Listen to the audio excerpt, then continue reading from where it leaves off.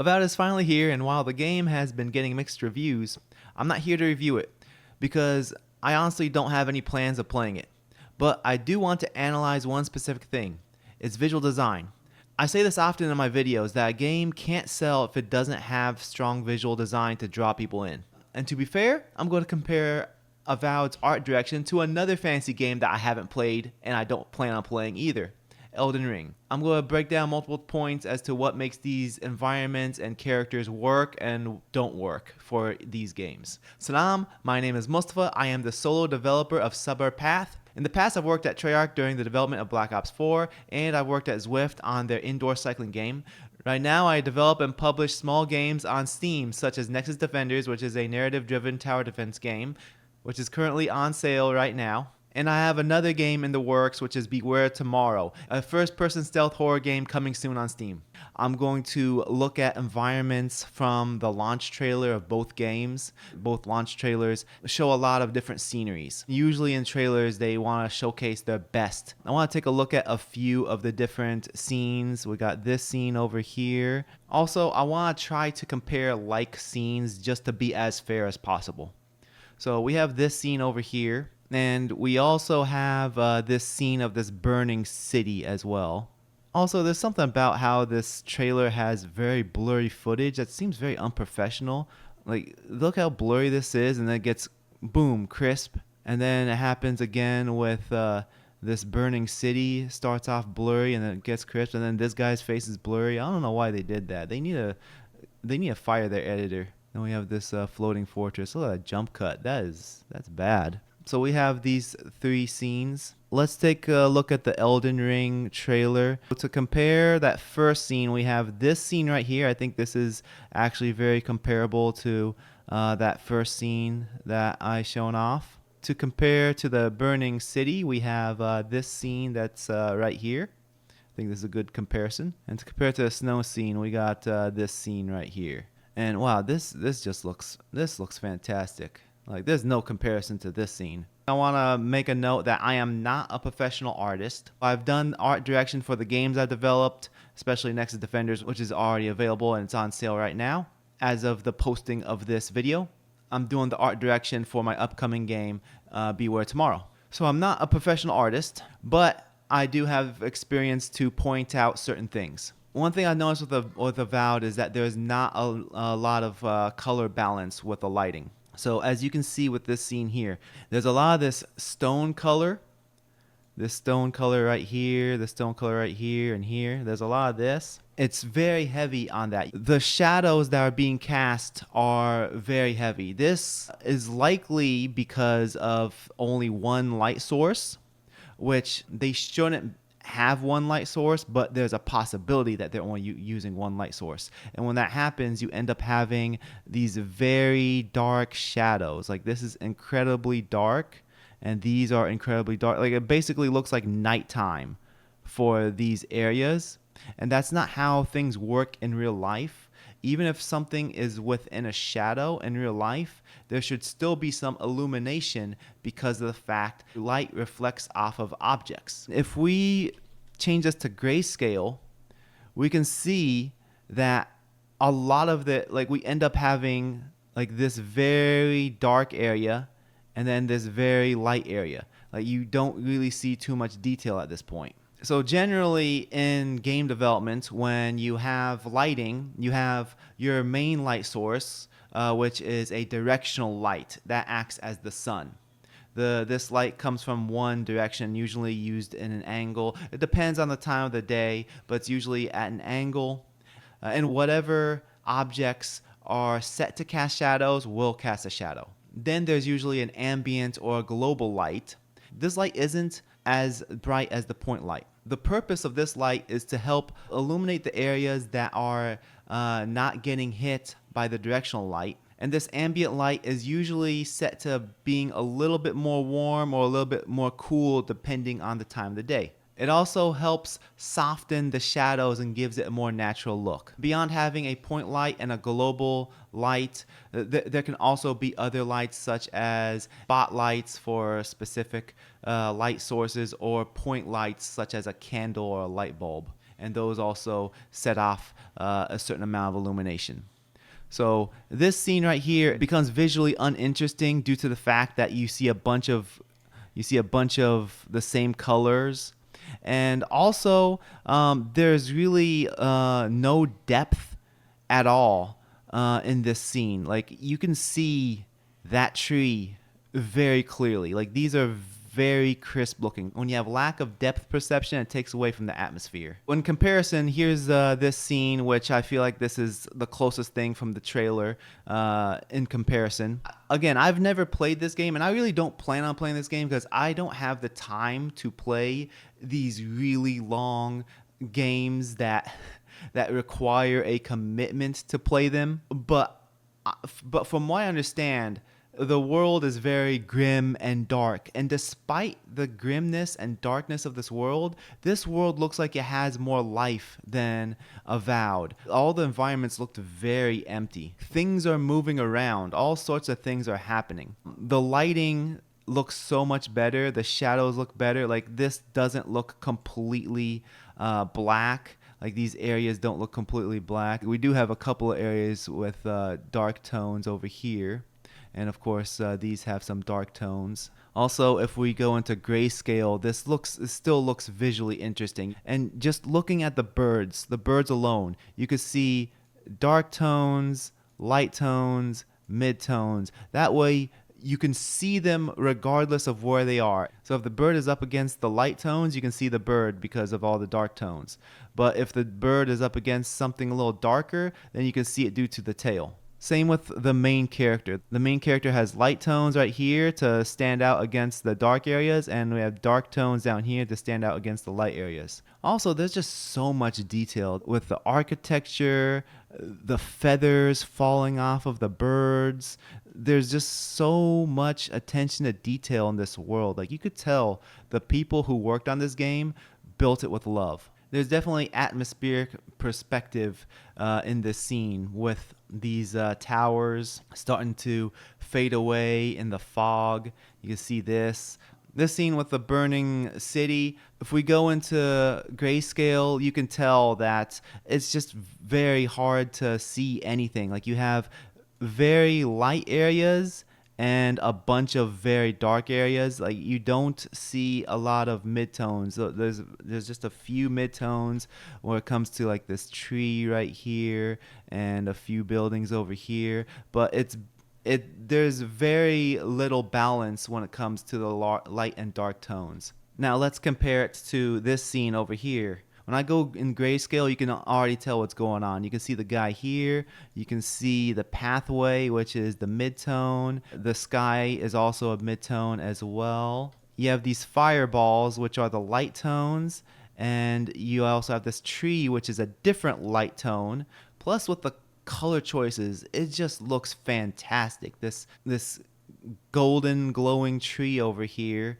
And the red sky, which reminds me of Batman. It just looks fantastic. So you can see the guy down here. He has his light tones, and the horse and his lower half of his armor are the dark tones.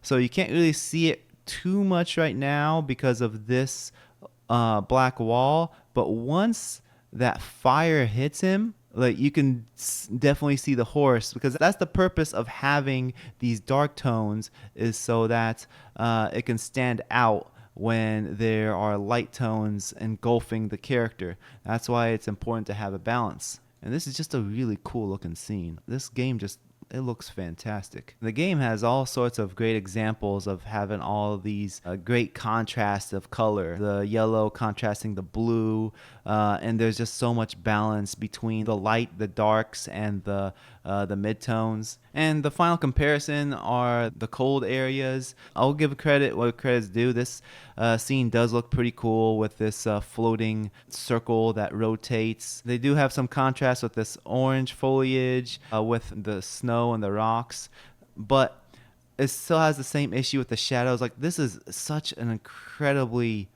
dark shadow being cast. Like, it goes from very bright to very dark.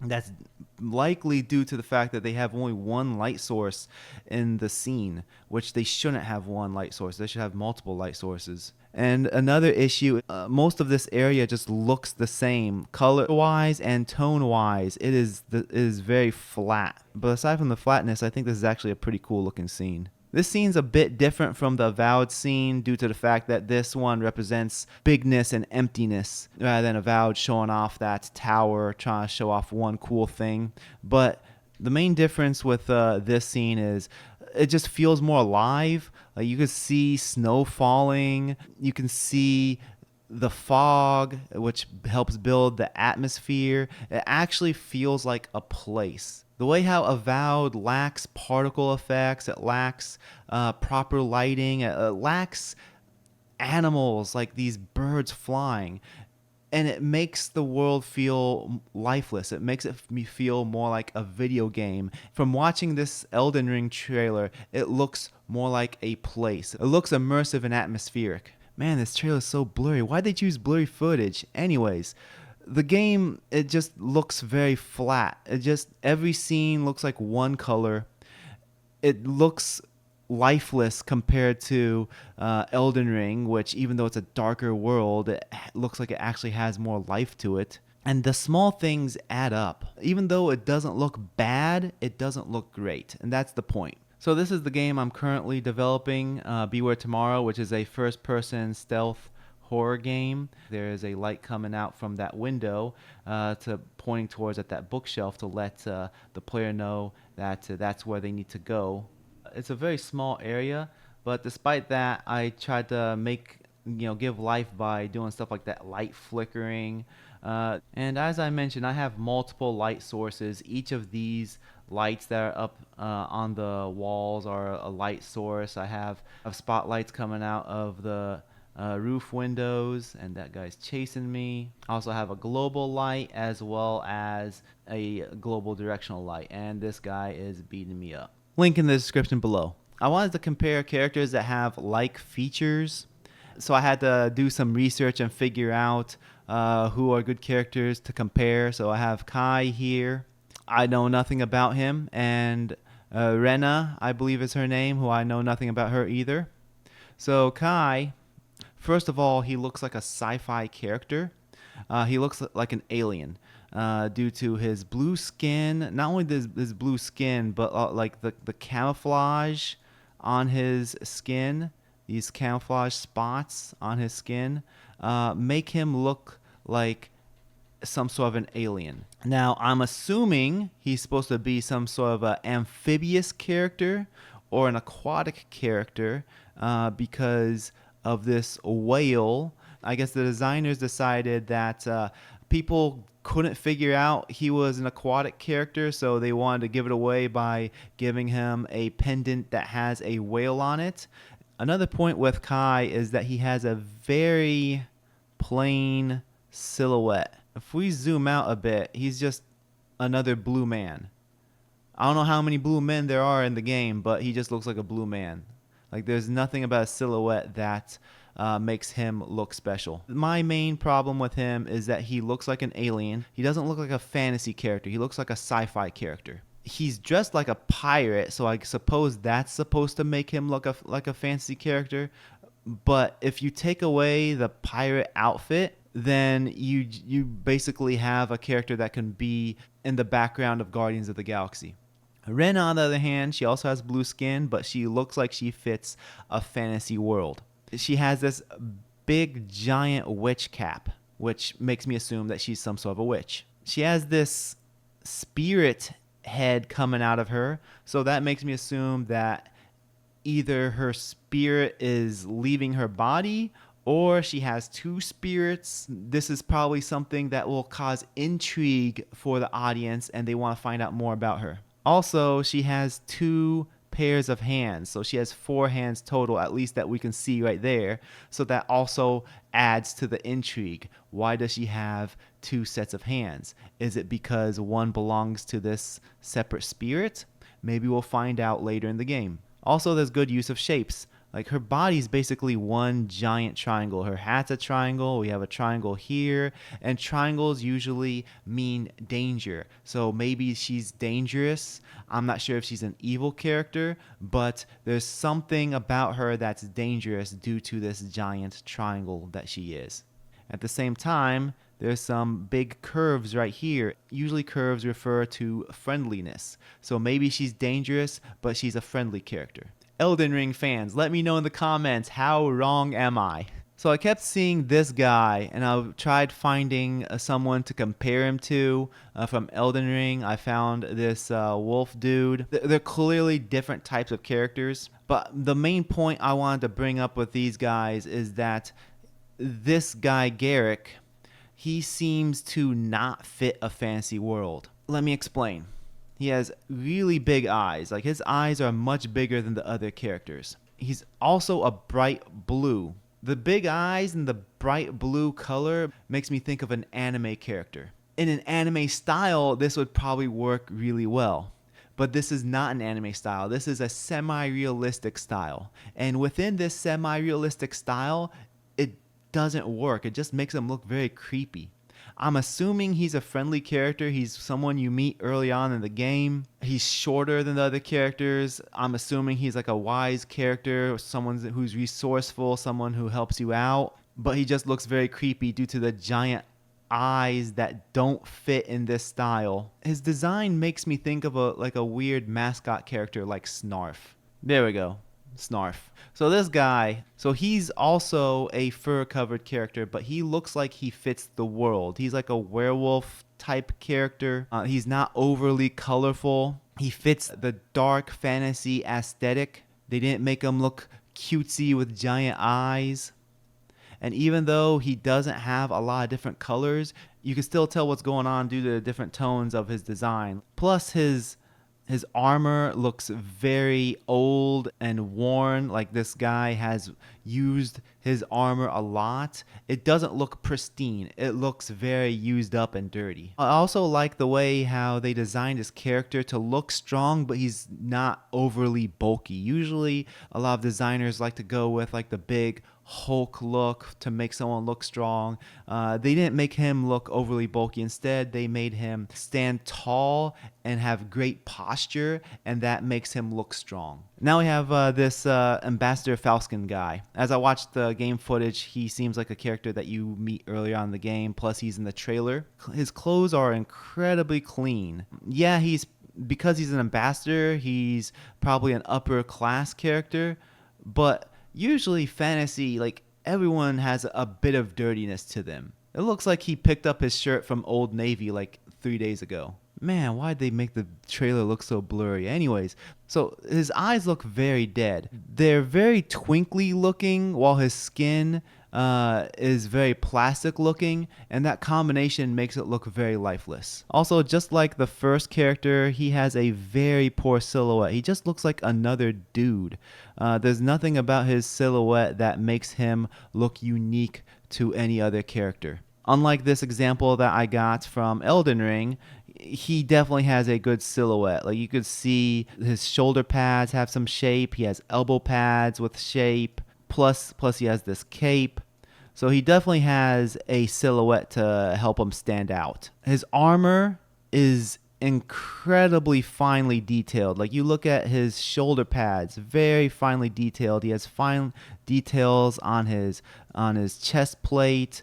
Just very fine details, and this indicates to me, even though I don't know anything about this character, this indicates to me that he comes from some sort of an upper class family, whether it's royalty or some other upper class family, because of how detailed his armor looks. But his armor is not clean looking either. It looks very old and dirty, so it's possibly that this is like a family heirloom that's been passed down for generations. And there is some red trim around the shoulder pads.